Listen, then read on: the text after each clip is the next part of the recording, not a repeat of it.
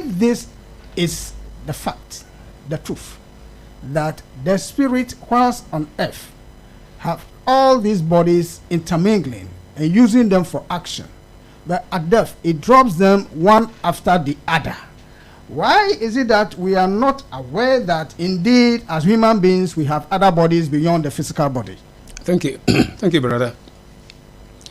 We are not aware because our mind is not fully awake. You know, because of this, St. Paul admonished us in Romans chapter 12, verse 2, that be not conformed to this world, but be ye transformed by the renewing of your mind, that you may prove what is that good and acceptable and perfect will of God. So when we renew our mind, we are transformed. When we renew our mind simply means when we have aligned the mind with the spirit. In esoteric parlance, we say you have spiritualized the mind. That is, you have the mind, our mind is now controlled by our desire bodies. But when you spiritualize the mind, simply means you have now conquered the desire body and aligned the mind now with your spirit. And the mind becomes alive to spiritual things. But at the moment, until then, the mind is dead to spiritual things. And that's where we are not aware that we have these spiritual vehicles. So when we align the mind this way, then the reflecting ether, which is the medium of memory, will link the mind with the reflecting ether when the mind becomes awake. Because the reflecting ether is connected, intimately connected with the fourth subdivision of the well of thought, the concrete region of the well of thought, which is the home well of the mind. And so the reflecting ether, which contains memory of everything, when we link our mind with the reflecting ether, the mind becomes alive and now knows these spiritual vehicles, knows our environment, both physical and spiritual. But we don't know that these spiritual vehicles, we have them or they exist because the mind is not conscious, the mind is not awake. The mind is still asleep or is rather dead. But when it becomes awake or when it becomes alive to spiritual things, we'll be conscious that we have these vehicles. Thank you. Thank you. But we do go to church. We are taught about how to live well. And we are still not aware that there are other bodies that we are using here. Is it that because we are not taught these things directly, that's why we are not aware? Or do we say because we are religious, automatically we are spiritual? Thank you, brother.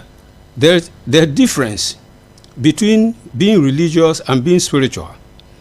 Being religious is to prepare us to obey, just as my brother was talking about the law, to apply these laws, to live the right moral life that will lead us to become spiritual.